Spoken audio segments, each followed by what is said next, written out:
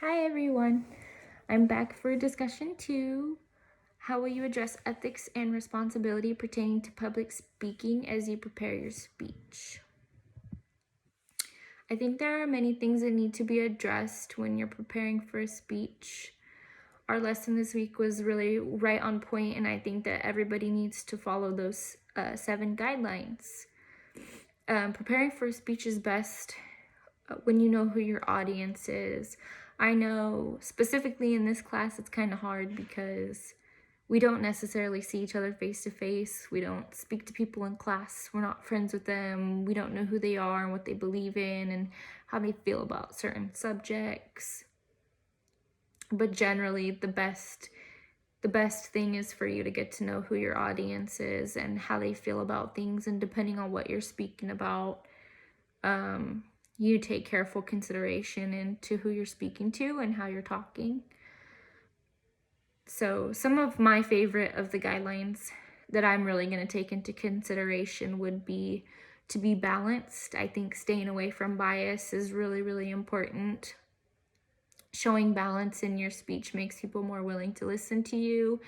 If you're biased, you just seem like you're one-sided and like you're not open to ideas or open to listening to what people have to say. It just makes you seem closed-minded, and ultimately it's probably gonna lead to people being offended by you, or even losing respect for you, just because it makes you seem so closed off, really.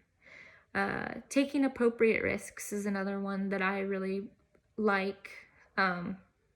It's okay to have an opinion, and depending on the type of speech that you're giving, it may be an opinionated speech, but you just need to learn how to approach it appropriately. So, if you're debating, obviously you're going to have your own state of mind and your own thoughts on whatever it is you're debating about, but there's just a way to bring it to people, and there's a way to show your opinions to people and how you feel, in order not to offend people, or for people not to lose respect for you.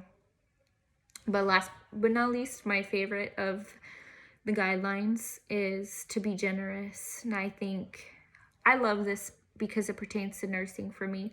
I just remember in school we learned about different cultures and how we need to treat people with the utmost respect in a non-judgmental manner.